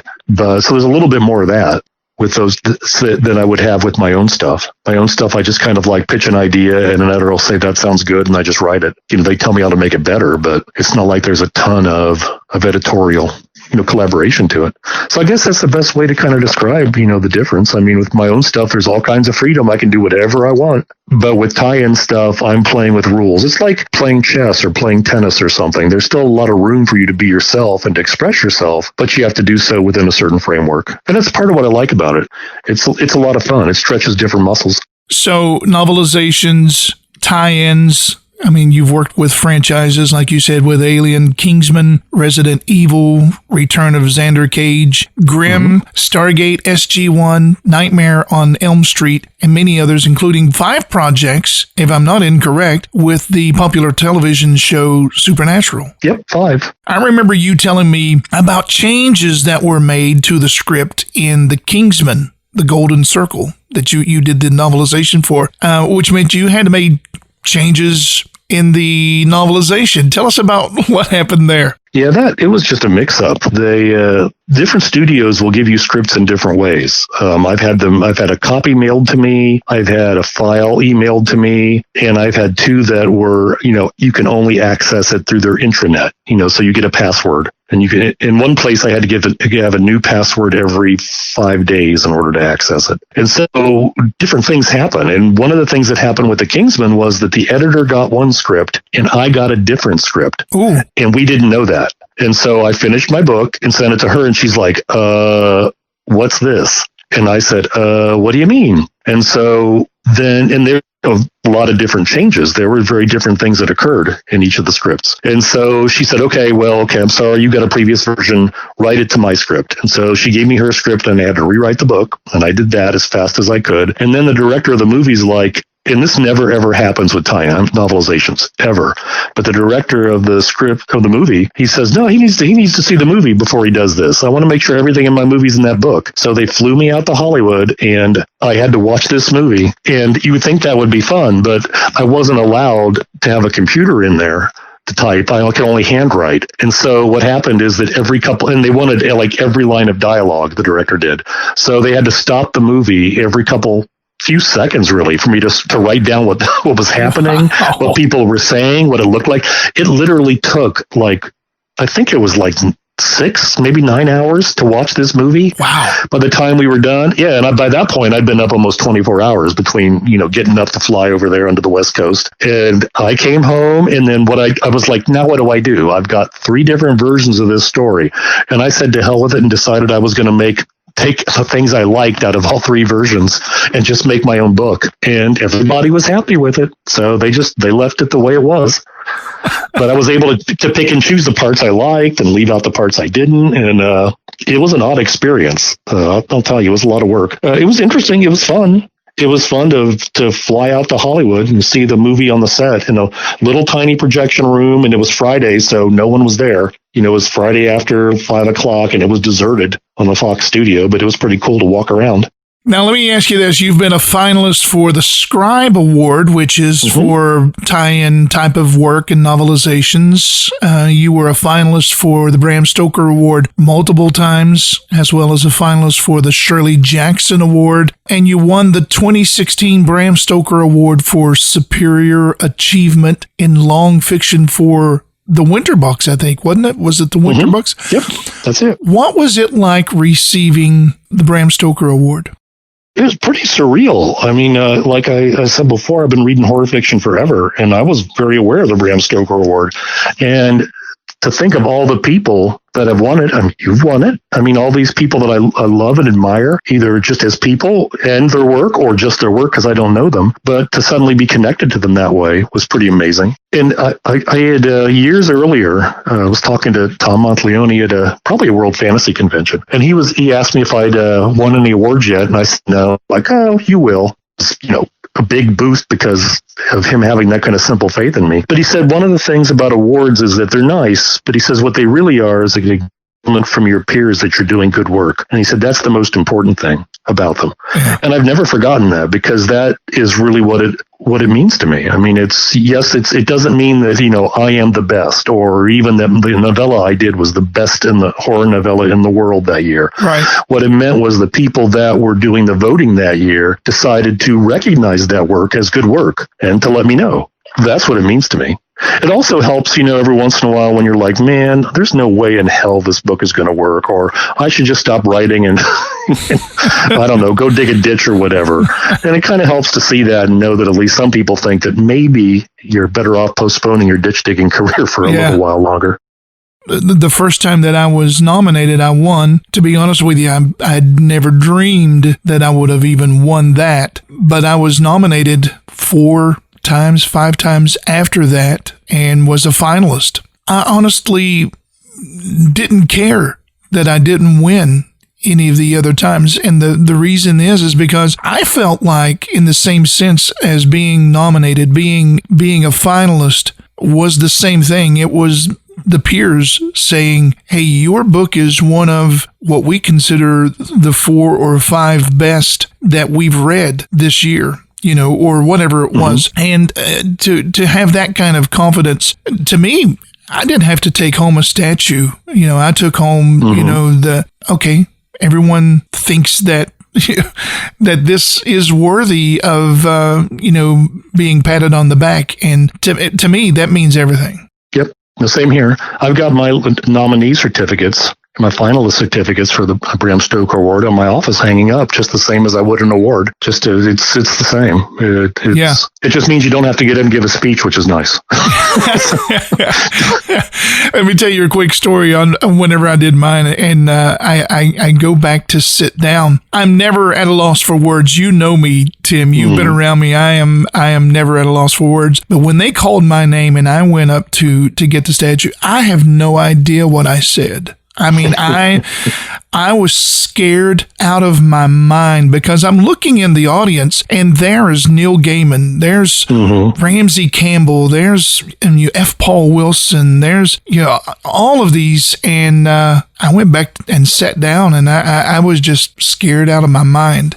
I know exactly what you mean. Standing up there and looking out at all those people and recognizing so many of those faces, and there are people whose work that that means the world to you. Yeah. Yeah, it's that part's in a lot of ways, even that is the real award, to tell you the truth. Yeah.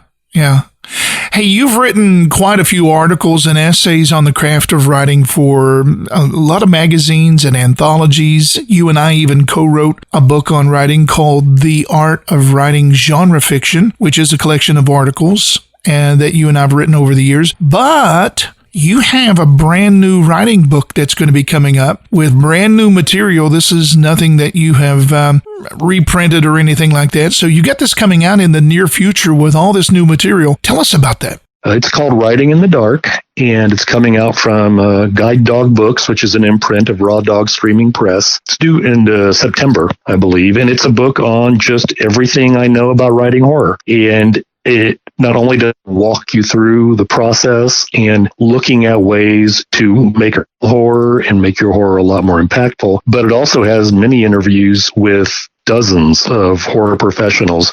And I try to get people from, legends to, veterans to up and coming pros to people that are new and are really promising writers, because I wanted to get as many different perspectives in as I possibly could. So it's just a little bit from each person, but it's one of the things that I thought, because whenever I teach, I'm like, it's good to get the perspective of one person, but you want to get the perspectives of as many people as you can to draw on. Yeah. So it's a culmination of 30 years as not only a teacher, but just 50-something years as a lover of horror, and I'm really excited about it. I'm really looking forward to it. I am hoping so much that this will just make a contribution I can give back to the genre I love, and hopefully in a really effective way. Here's another question from the phone lines. Hi, this is Catherine McLeod from Parkersburg, West Virginia. Of all the characters you've written, which one scares you the most? That's a really great question. One of the hardest characters for me to write was in the Forever House, because things I had been playing with for a while, an idea was that, you always hear about killers or in real life or child molesters who actually do these things. And then, they are, if all goes well, they are arrested and they're, locked away so they can't harm anybody else. But I thought, how do we know if there's anybody out there that feels these impulses but successfully fights them? And so we never know that how many potential killers did not kill or how many potential abusers did not abuse. And so I thought, what a challenge to try to take a character like that and make them sympathetic. And so I decided to take somebody who was a potential pedophile and make him one of the main characters. There's like a number of main characters in the Forever House, but he's one of them. And one of the things I set for myself was that, I wanted to try as much as I could to create sympathy for him without minimizing the impulse that he has and where they came from. And he comes from a background of abuse. And, I make very clear that people who've been abused, only a small minority ever go on to abuse themselves, but he's one of them. And it was hard to be in the mindset of that character. It was hard to try to portray that sympathetically, but also with, in a very clear-eyed kind of, I am not sugarcoating this kind of way. And he's a character that for some has been really divisive in the book. A lot of people will get to him and they'll stop reading at that point. Other people, I've seen reviews where they say it was hard to read that, but when I got through and saw how his character arc played out, it was worth it. And so it wasn't scary in the sense that, it creeped me out. It was scary because I had to go into a mind that, I would prefer not to go into. But I'm glad I did it. His character came out really well, I think, and I really like how his art plays out in the book. So let me ask you this, as you being a writer who reads a lot as well, what are some of the things that you see from up-and-coming authors who are trying to make it, but are exhibiting a few things that you feel can probably hold them back or prevent them from publishing widely? If I had to pick two things, well, maybe three. If I had to pick some things, one of them would be not writing with an immersive point of view. No matter how much people read, most of us experience thousands upon thousands of hours more of story through visual media, through movies and TV shows. And those things, we are not connected to the viewpoint of any of the characters because we're passive observers, and all we do is see and hear stuff. And so when people sit and write, they write as if they're a passive observer, and they write movement and they write sound. Mm-hmm. It's pretty much it, because that's what they experience. But on the page, those things don't work very well. I mean, you can do so much in a movie with lighting and color that you can't do as a writer. We only have like one word or maybe one phrase at a time to create stuff. We can't do it all instantly. Right. You can watch a movie and the establishing shot is the Sahara at sunset, and it's instant. But how it would take us a page or more to even try to summon all that up. Yeah. So people don't write from a strong point of view, or identification with the point of view. And I think all fiction is better that way, but I think it's especially better in horror, because if we're not following somebody when they're going through these horrible things, how do we have empathy for them? How do we experience them ourselves? So I think that's one of them. Another one is that people tend to just recycle horror cliches, stuff they've seen. So they'll just do a slasher story because they've seen slasher stories, and they'll just do a vampire story because they've seen it. And there's nothing that makes their slasher or vampire necessarily stand out from other ones. Doesn't mean you can't do slashers or vampires, but you should try to find your own spin on these things if you can. I think in general, people are better off writing horror fiction that comes out of their own obsessions and fears, and like that weird idea list that I mentioned before, which is where I put those things. And then a third thing I'd say is that their stories don't have any kind of emotional core. Their characters are wandering through a horrible situation and bad things happen to them, but there's nothing to connect them as a person emotionally to what's happening. So, if I'm going to make a story about the dog that was running around, maybe what I do is the person who's stuck inside the house, it seems like that's the dog that they lost in childhood, that ran away and never came back. And here it is. And now it's like 30 years later and they're seeing this dog. And what does that mean to them? And what was it like to lose that dog? And what's it like to see now? And maybe there's some reason like they can't go outside, like the atmosphere is not healthy. Right. Some kind of disaster happened, and so do they go out and risk this to get this dog back? And, that gives them a personal connection to this story. It's not hard to do that when you remember. All you got to do is ask yourself, what personal connection can my character have to this stuff? But a lot of horror people start off, it's just some random person who gets involved in some random thing. You're just walking down the street and there's a ghost. And it's like, well, that's okay, but that would work in a movie because we'd have special effects and music and all kinds of stuff we could enjoy. But I think for fiction to be impactful, I think it needs to be about people. I always tell students that, horror is not about the monster. It's about how people react to the monster or to becoming the monster or whatever. Absolutely. So those are the things I think I'd say, those three things.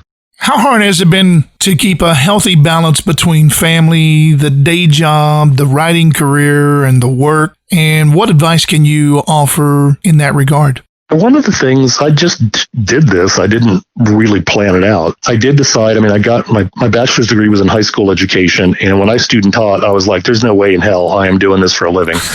Because I would get up at, 5 a.m. and get into class eventually like 6:37, whatever. And I'd come home at 3:30 and you still had papers to grade or whatever. And everybody's like, what a great schedule. And I would be completely drained of energy and I would pass out. I had a difficult time writing. And I'm like, there's no way, if this is going to drain me this way, I can't do it. And plus I wanted to focus on writing more than just like having to do kind of all sorts of English and literature and whatever. And so I decided to go ahead and get my master's degree so I could teach in college. And I thought, I'll teach part-time and that'll give me time to write.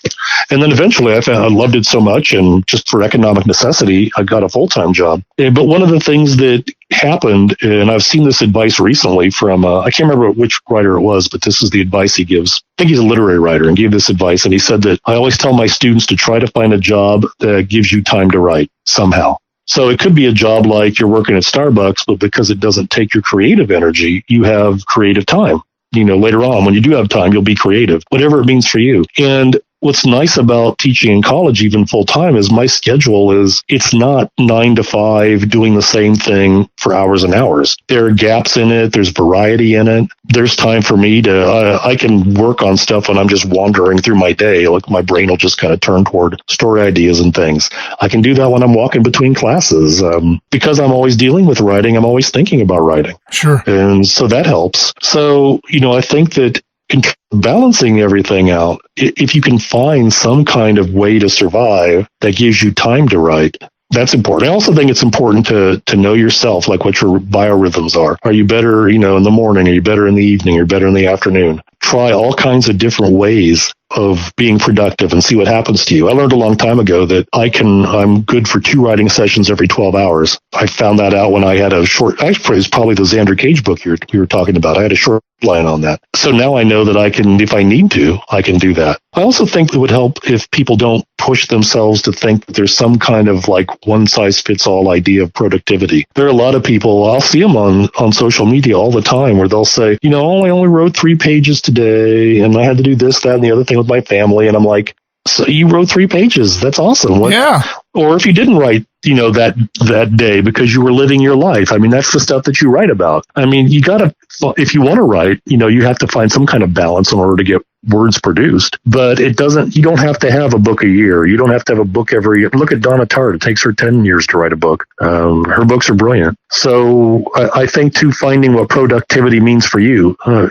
We write for the world, but we write for ourselves first, and you need to be fulfilled. And if you're fulfilled by writing just a little bit every once in a while, there's nothing wrong with that. If you're fulfilled writing 24 hours a day, it's probably hard to have a family, which case you probably aren't going to have one. But if you're fulfilled, who cares? A lot of creative people I notice don't have children for various reasons. And I can see that, why I would never, ever, ever change a thing. I would never not have had kids because I've wanted kids forever. And it's such a transformational part of being human that I can't imagine experiencing it. But I don't ever fault anybody for whatever reasons not having kids, because they know. I mean, it was I started off in college as an acting major, and it was one of the first things they told us is that you're not going to be able to have a family because, you're going to be traveling, doing plays here or there.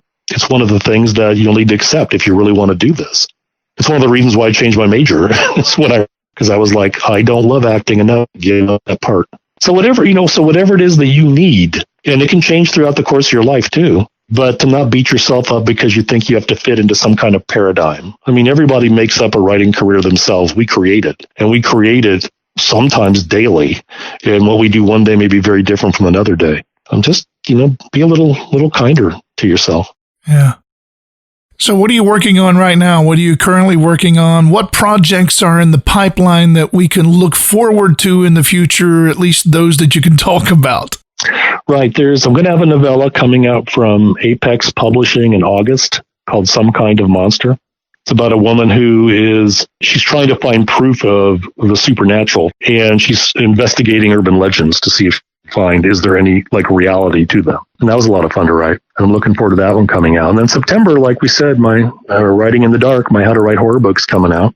In October, one of my novels is going to be reprinted with a new cover, book in my Shadow Watch series, Night Terrors, urban fantasy / kind of dark fantasy. I haven't seen the cover yet. I'm excited to see what kind of new cover they're going to come up with. Then in October is when my mystery novelization is due out. Although at this point, a lot of movies are being postponed for a whole year. So I don't know. My movie the one I wrote the novelization for, might get postponed too. But it's really cool. It's a franchise that I've always wanted to work in. I'm super excited. I wish I could tell everybody. Then I've got another Flame Tree Press novel coming out sometime in 2021 called Your Turn to Suffer. And I'm working on the last Flame Tree novel that I've got contracted for right now called We Rise Again, which is about a ghost apocalypse. It's like the world is full of ghosts, vengeful ghosts that all just appear and start causing all kinds of mayhem. And that's it. It's a few short stories too, but I think that's about it for right now. That's enough. That's enough. Hey, Tim, thank you so much for taking the time to be with us today. I apologize for keeping you for so long, but I just love talking to you, and I really appreciate you sharing your experiences and thoughts. Oh, thanks so much for having me. I had a great time. And that's going to wrap things up for this episode of The Author's Voice. I want to say a special thank you to Ann VanderMeer, Tim Waggoner, and John Russo for being my podcast guinea pigs. I also want to say thanks to John Palisano, Monica Kubler, Linda Addison, and Burke Allen. Also, special thanks to the Nosparians, our crack team of voice actors and skit writers, which include Eileen Smith, Brian J. Hatcher, Sheila Redling, and Aaron Stone. Next month's episode, we will chat with Bird Box author Josh Mallerman, legendary editor Ellen Datlow, and Butch Patrick. You'll remember him as Eddie from the Munsters TV show. Until next time, stay safe and keep turning those pages. Thanks for listening to the Author's Voice podcast with Michael Knost. Subscribe now so you never miss an episode. To connect with Michael, visit michaelknost.com and send your message using the contact form. Thanks for listening.